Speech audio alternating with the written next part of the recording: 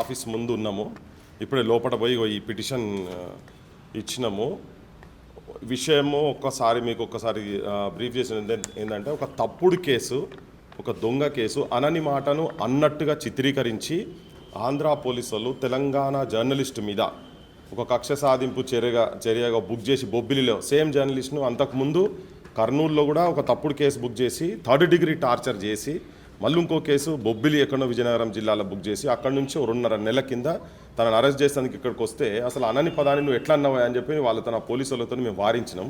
ఆ రోజు వదిలిపెట్టిపోయినరు. మళ్ళీ దొంగల లెక్క సివిల్ డ్రెస్లో టీ-షర్ట్స్, జీన్ ప్యాంట్స్లు అటువంటి డ్రెస్సెస్ వేసుకొని వచ్చి ఒక ఎర్ర కలర్ కారు ప్రభుత్వ వాహనం కాకుండా ఉండి వెనుక నెంబర్ ప్లేట్ కూడా పలిగిపోయి ఉన్న దాంట్లల్లో లిటరల్గా ఎవరి దగ్గరకు వచ్చినా కానీ ఇంటికి వచ్చి బనీన్ మీద ఉంటోని అన్నం తింటోని పట్టుకొని ఇట్లా లేపి ఆ బనీన్ అట్లా కాలర్ పట్టుకొని కిందికి 3 ఫ్లోర్లు గుంజుకొని వస్తుంటే వాళ్ళు పోలీసు వాళ్ళు అయితే అట్లా గుంజుకరారు.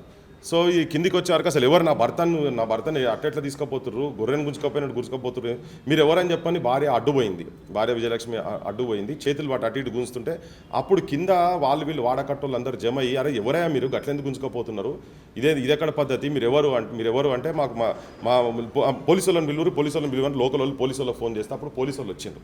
పోలీసు వాళ్ళు వచ్చినాక వచ్చే వరకు వీళ్ళు అక్కడే ఉండి వారెంట్ ఉన్నది చెప్తున్నారు. అది విజువల్స్ అన్ని చూసినాం.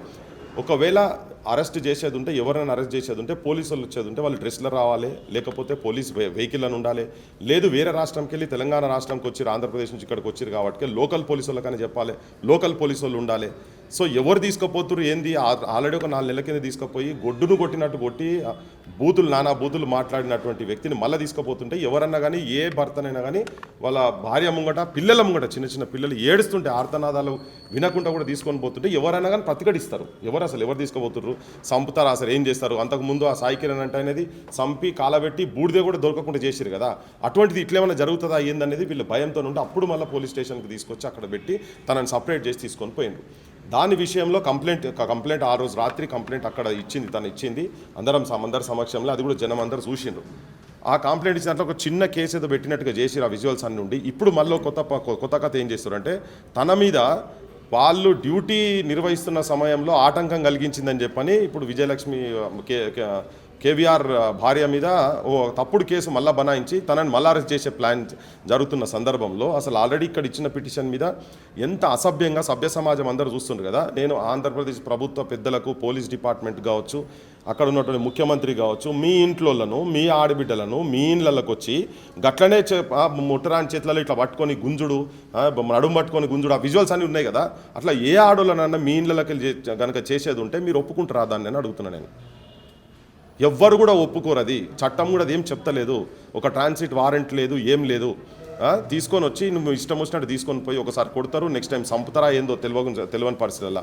మరి మా తెలంగాణ ఆడబిడ్డలు గారా, మా అక్కజల్లలు గారా, బూతులు అయితే ఎట్లాగో విపరీతమైన బూతులు మమ్మల్ని ఈ అంశం గురించి మాట్లాడితే దీని మీద రాజకీయాలు పెట్టి మాట్లాడుతూ ఉన్నారు.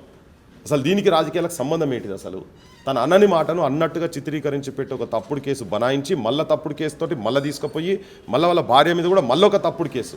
నీ ఐడెంటిటీ కనుక చెప్పి నువ్వు పోలీస్ డ్రెస్లో వచ్చినప్పుడు తన ఏమైనా ఆబ్జెక్షన్ చేసేది ఉంటే అప్పుడు అడగాలి. నువ్వు సివిల్ డ్రెస్లో వచ్చిన ఆ వీడియోస్ అన్ని ఉన్నాయి. ఆ వీడియోస్ అన్ని కూడా ఇప్పుడు కమిషన్ ముంగట తీసుకొచ్చి పెట్టినాం. వాళ్ళే చూసి అసలు పరేషాన్ అయింది, ఇదెక్కడ కథ, ఇంత ఘోరంగా అట్లెట్లా ముట్టుకుంటాడని చెప్పని.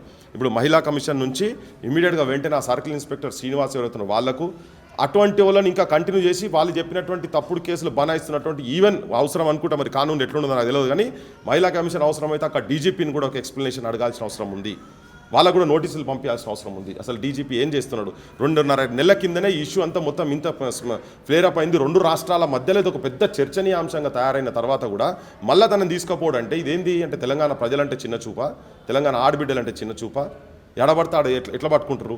ఆడ పోలీసు వాళ్ళు లేకుండా వచ్చి అరెస్ట్ చేసుడే ఫస్ట్ తప్పు. అన్ని తప్పులే, మొత్తం ఈ కేసుకు సంబంధించినట్టు ప్రతీదీ తప్పే ఉన్నది. ఇలా ఇది సేద్యం చూసినట్టుగా, ఏదో నుమాయిష్ ఎగ్జిబిషన్ చూసినట్టుగా ఇక్కడ ఉన్నటువంటి హోంమంత్రి, ముఖ్యమంత్రి రేవంత్ రెడ్డి కూడా సేమ్ పట్టనట్టుగానే ఆయన బిహేవ్ చేసుడు. సేమ్ వాళ్ళ జిల్లాకు సంబంధించినటువంటి వ్యక్తి, సేమ్ సామాజిక వర్గానికి సంబంధించిన వ్యక్తి.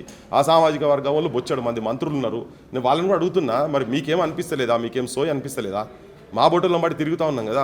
మీరు వెంటనే ఈ ఇష్యూని అసలు తీసుకొని టేకప్ చేసి ఒక్కరు కూడా మాట్లాడలేదు దీని మీద ఇప్పటిదాకా. ఇది ఎక్కడ అన్యాయము, ఇంత ఘోరము.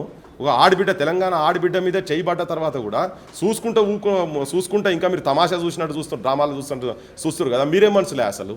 మీరు తెలంగాణ బిడ్డలు అయితే అసలు అనాలంటే నా మాకే సిగ్గు అనిపిస్తుంది. మీరేం ఎమ్మెల్యేలు, మీరేం మంత్రులు, మీరేం క్యాబినెట్, మీరేం రాజ్యం నడుపుతున్నారు? అందులో ఉన్నటువంటి మంత్రులను కూడా అడుగుతున్నాను నేను. మీరెక్కడ పోయారు? మీకేమనిపిస్తలేదా? మీ తోటి ఆడబిడ్డను ఇట్లా వాటి గుంచుతుంటే మీకేమనిపిస్తలేదా? ఇప్పటికి దాదాపు 10 రోజులు అవుతున్నది. ఒక్కరన్నా మాట్లాడలేదు దీని మీద? ఒక్కరన్నా మాట్లాడారమ్మా దీని మీద? ఈ కేసు గురించి ఎవరన్నా పరిస్థితి చేసిరా ఇప్పటిదాకా? ఆడోళ్ళు మంత్రులు ఉన్నారు. మరి ఆ రోజు కూడా చెప్పినాం మేము, మీకన్నా కొద్దిగా సోయి ఉండాలి కదా అని చెప్పని. మీరు కూడా సోయికి రాండి, మాట్లాడి దీన్ని ఇన్వాల్వ్ కాండి. ఇది ఎక్కడ పద్ధతి? మేమైతే దీన్ని ఊక్కునే ముచ్చటే లేదు. ఎక్కడికంటే అక్కడికి దీన్ని తీసుకుపోతాం. జనం కూడా అర్థం కావాలి. ఆంధ్ర జనానికి, ఇక్కడ జనానికి. మేము రాజకీయాలు కాదు, తప్పుడు కేసులు బనాయించి ఇక్కడ నుంచి జర్నలిస్టులైనా ఎవరినైనా తీసుకుపోతామంటే మాత్రం మేము ఊకోము. ఇక్కడ తెలంగాణ సమాజం ఊకోదు. దేనికంటే దానికి ఎక్కడికంటే యాడికైతే ఆడిపోతాం మేము. ఈంట్ కా జవాబ్ పత్తర్ సే దేంగే, పత్తర్ కా జవాబ్ బారూద్ సే దేంగే అనేది ఉంటుంది తెలంగాణలో. మేము తప్పు చేయనప్పుడు, ఒకవేళ తప్పు చేసేది ఉంటే, మాట నిజంగానే అనేది ఉంటే మీరు ఎట్లయినా తీసుకుపోయినా ఆ రోజు చెప్పినాం, ఈరోజు కూడా చెప్తున్నాం.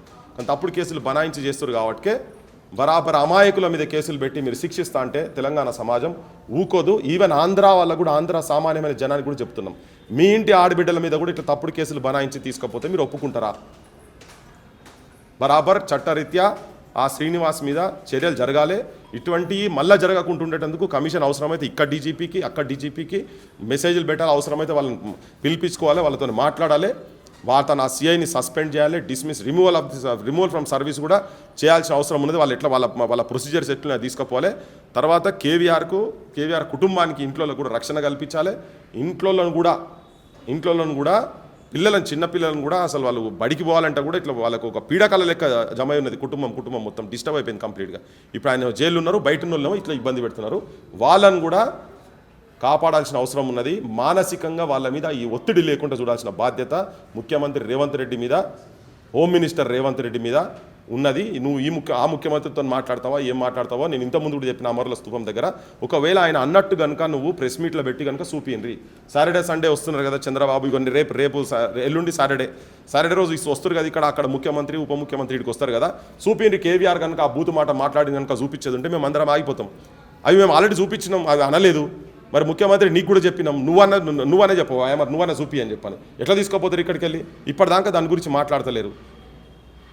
రేవంత్ రెడ్డి జనం చూస్తున్నారు.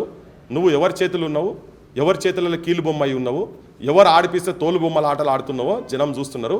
తెలంగాణ ఆడిబిడ్డ మీద జరిగినటువంటి అవమానాన్ని తెలంగాణ ప్రజలు సహించే పరిస్థితి లేదు. నీకు దీనికి బరాబర్ జవాబు ఉంటుంది తెలంగాణ ప్రజలకెళ్ళని చెప్పి నేను మీకు విజ్ఞప్తి చేస్తున్నాను.